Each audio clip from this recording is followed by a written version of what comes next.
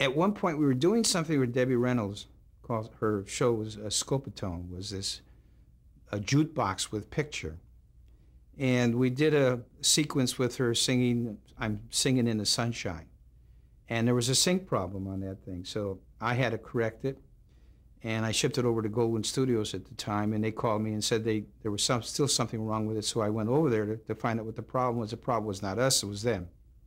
And I came back, and Gene heard that I had gone over there and was upset at no end that I went. And I told them that they asked me to come over, so I went. So I certainly got pretty heavy, pretty heavy. Now you got to keep in mind that for years I put up with this nonsense from this guy.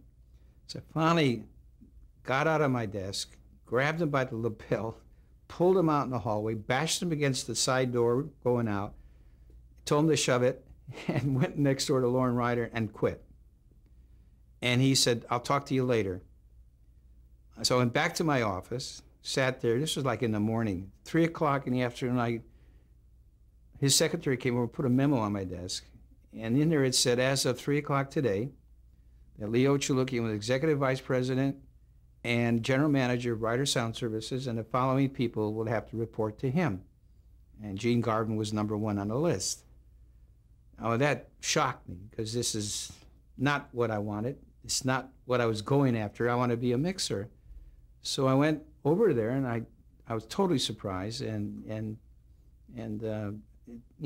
told him I don't know if I can do this. He says, "You'll be okay. Don't worry about it anyway."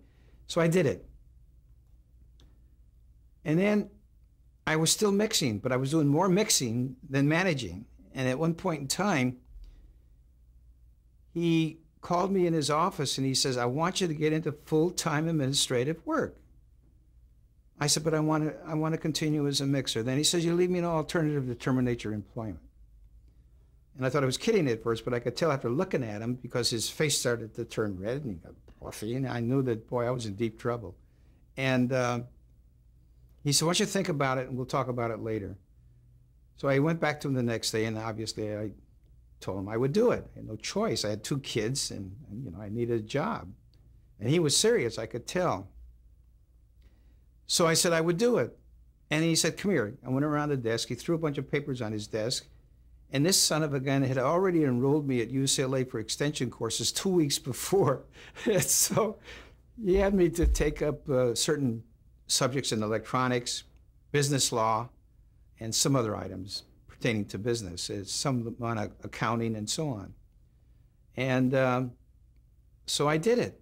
But I found myself still drifting to mixing more than administrative work. And finally he called me in the office one day and he says, "That's it, no more, you're through, no more mixing, period." And that was it. And I became a mixer. At that point, he made me partner in a company. You became an executive at that point. At that point, I became an executive.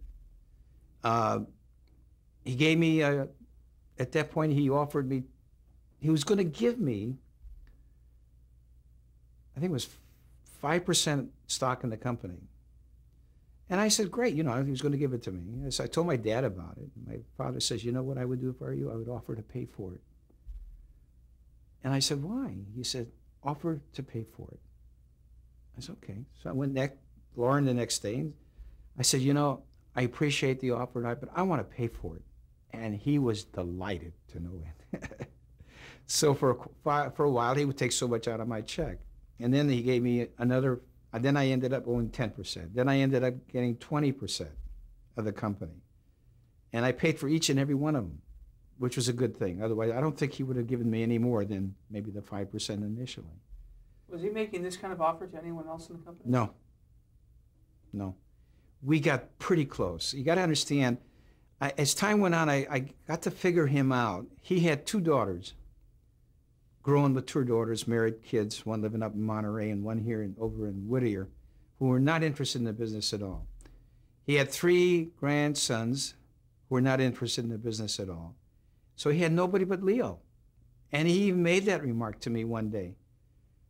Out of the blue, at lunch one day, he says, "Leo, someday you might even own my company." And I didn't pay much attention to it. But that's what happened. But what happened, Lauren in '75 had a stroke. And I was out of town at the time, and they were frantic trying to find me. And when I got back, I heard what had happened, and I went to visit him at the hospital. In fact, it was right up here at Encino. So we got pretty close at that point because I had to know what was going on. There's a lot that he was doing that I had no knowledge of. So, and then I wasn't even signing the checks at that point. It was him and his secretary only. So I had to do something. I asked him one day when I went to visit him, I said, Lauren, we need another signature. Could you tell me what to do here? Who shall I get? He says, put your name on there. I said, fine, I said, are you sure you want to do that? He says, I trust you with my life, And so I was signing all his checks while this period of time when he was out. This man would go out on tours for 3 and 4 months, and I would be running the place by myself without him around at all. Never took even 1 penny and took advantage of any of my position at that point, and he knew it. And that's how it happened. And so when a point came where I went up to him one day after he had his stroke, he wanted me to get into videotape. This is in 1976. And he says, you got to find somebody that is familiar with video, because I didn't know anything about video. And I found somebody. And during the course of the conversation with this individual, he knew the situation with Lauren and the stroke and all that. He says, why don't we ask to buy him out? And I said, what, you want to be my partner? He said, sure.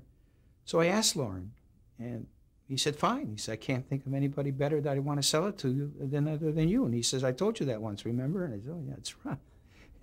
So this is interesting. So it came to the point where I came to an agreement. Of course, I paid less than what my partner did at that time, but I was $12,000 short.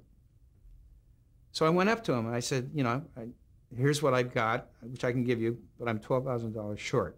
I said, could you take it on a loan or on a monthly basis for a year or two, whatever you agree to, I'll be happy to do. He said, let me think about it. He said, we'll talk tomorrow. So he called me to the office the next day, and he has 4 checks on his desk.